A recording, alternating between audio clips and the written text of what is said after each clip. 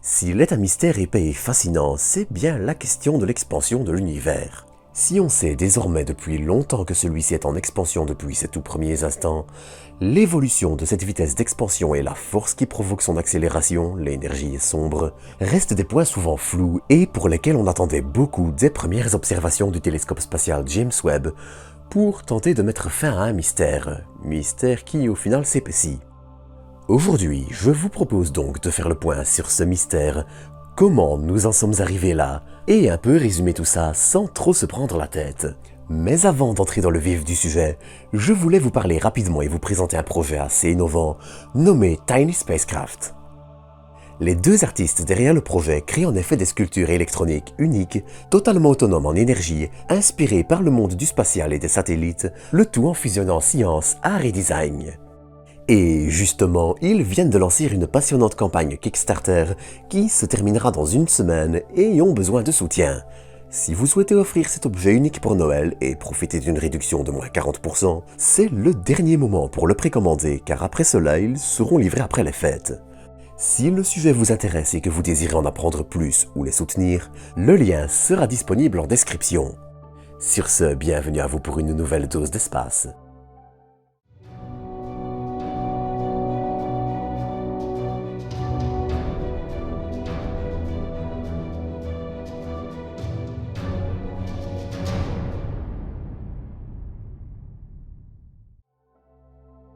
Avant de commencer cet épisode et parler de Webb, j'aimerais introduire certains concepts clés et essentiels pour comprendre la suite de l'épisode. L'univers est en expansion. On va voir après comment on le sait, mais c'est un fait et ça a un impact.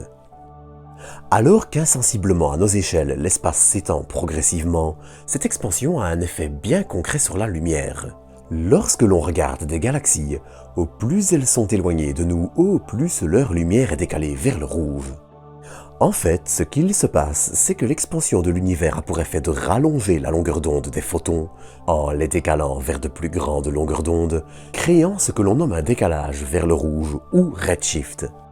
Ainsi, si elle voyage sur une distance suffisamment grande pendant suffisamment longtemps, une lumière bleue finit par être perçue dans l'infrarouge, et ainsi de suite pour toutes les autres longueurs d'onde de la lumière. Lorsque ce décalage vers le rouge sera mesuré pour la première fois en 1912, l'hypothèse sera d'abord émise que ce n'est pas l'univers qui est en expansion, mais plus simplement les objets qui s'éloignent de nous.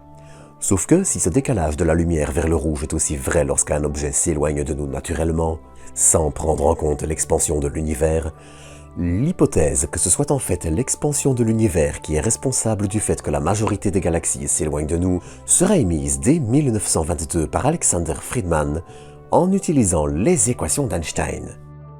Alors, je vais vous épargner des décennies de recherche et d'évolution qui méritent un épisode à part, mais très grossièrement, on sait aujourd'hui que plus un objet est éloigné de nous, plus son décalage est important et ça ne colle pas du tout avec le fait que ce soit simplement un objet dont la trajectoire le fait s'éloigner de nous.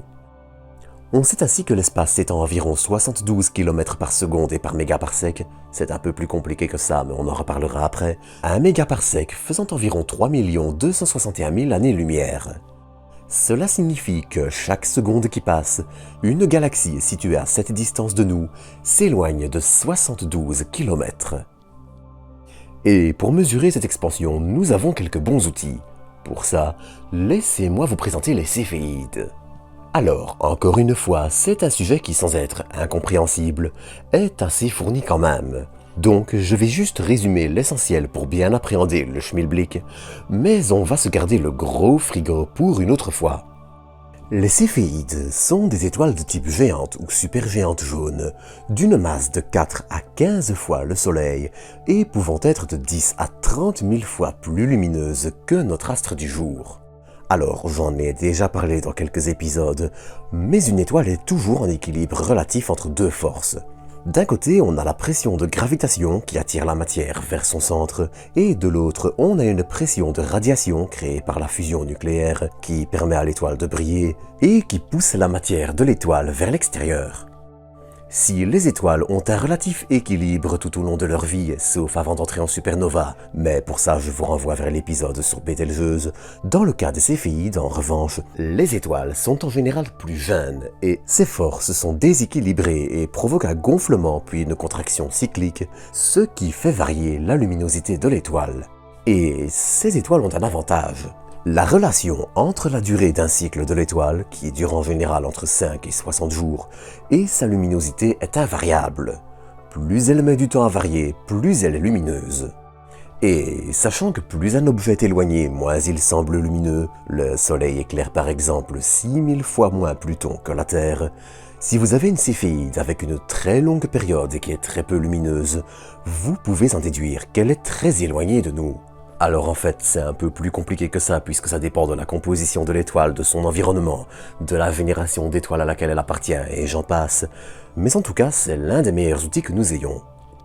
Ensuite, pour mesurer l'expansion de l'univers, vous n'avez plus qu'à repérer la signature de certains éléments dans le spectre de ces étoiles et voir à quel point la lumière a subi un décalage vers le rouge. Et c'est une technique similaire qu'on utilise aussi avec les supernovas de type 1A. Alors là aussi c'est encore un peu plus velu, mais pour le résumer très brièvement et faire de gros raccourcis, une supernova de type 1A, c'est quand une étoile fusionne avec une naine blanche. Voilà, il y a plein de mécanismes et de types d'étoiles différentes, mais ça reste toujours une fusion incluant une naine blanche, et à un moment ça fait boum. Et cette mesure est, jusqu'à présent, à la fois un outil parfait et un magnifique casse-tête. Je reste sur l'exemple des céphéides, mais pour pouvoir mesurer précisément la distance d'une céphéide, il faut mesurer sa distance. Pour ça déjà, une méthode consiste à mesurer la parallaxe d'une céphéide proche. Basiquement, comme la Terre tourne autour du Soleil, on voit les étoiles les plus proches bouger légèrement dans le ciel sur 6 mois. C'est un peu comme quand vous avez un objet en avant-plan proche de vous et un arrière-plan éloigné de plusieurs kilomètres. Si vous bougez, l'objet proche bougera et pas l'arrière-plan. D'ailleurs, on avait déjà eu une observation sympathique avec Proxima du Centaure vu de la Terre, puis passé l'orbite de Pluton par New Horizons. En mesurant la parallaxe de céphéides proches, on peut ainsi établir une sorte d'échelle que l'on pourra reporter à des céphéides plus éloignées pour lesquelles on ne peut pas mesurer avec absolue certitude la distance, tout en étant certain de pouvoir bien mettre en relation leur luminosité et leur distance. La mesure de la parallaxe ici permet en fait d'étalonner cette mesure. Alors bien sûr, elle n'est pas parfaite, c'est un fait, mais elle est la meilleure méthode que nous ayons à ce jour pour mesurer la distance de galaxies dans un rayon d'environ 80 millions d'années-lumière et l'expansion de l'univers qui va avec. On peut ensuite, en créant un étalon de mesure qui contient des supernovas de type 1A et des céphéides, mettre en relation les céphéides et les supernovas pour aider à mesurer la distance de la galaxie et commencer à rechercher des supernovas de type 1A plus brillantes que des céphéides dans des galaxies plus éloignées où les céphéides ne sont plus visibles. En réalisant ce type d'observation avec James Webb, ce sont des observations d'une qualité de près de 3 fois supérieure en infrarouge comparée au télescope spatial Hubble qui ont été produites, notamment grâce à la capacité de l'infrarouge de mieux traverser les poussières et le gaz, et ce comparé à la lumière visible dans laquelle Hubble est spécialisé. Et ces observations de Webb sont à la fois vitales et problématiques. Vital car Webb permet et va continuer de permettre de mesurer précisément l'expansion de l'univers, estimée entre 72 et 73 km par seconde et par mégaparsec. Et problématique car si on analyse le fond diffus cosmologique, le premier rayonnement observable de l'univers, et datant d'environ 380 000 ans après le Big Bang, on tombe sur une valeur d'environ 67 km par seconde et par mégaparsec. Si jusqu'à présent la marge d'erreur laissait toujours l'espoir qu'une partie des observations soit erronée, Webb vient confirmer que non, c'est juste qu'elles sont incompatibles. Ces valeurs, qui pourraient suggérer que l'expansion de l'univers s'accélère avec le temps, sont de plus en plus impossibles à réconcilier et nécessitent de faire intervenir des concepts exotiques tels que l'énergie sombre. Et si vous vous dites qu'au final, après cet épisode, on est toujours plus ou moins au point de départ, soyez rassurés, c'est le cas de toute la communauté scientifique.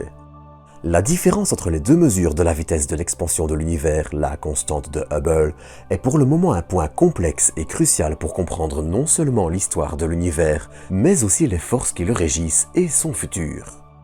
Et avec ces mesures d'une précision inégalée, on peut confirmer que oui, il y a bien quelque chose à découvrir. Quoi et quand, en revanche, seul l'avenir nous le dira. Allez, à bientôt pour de nouvelles doses d'espace.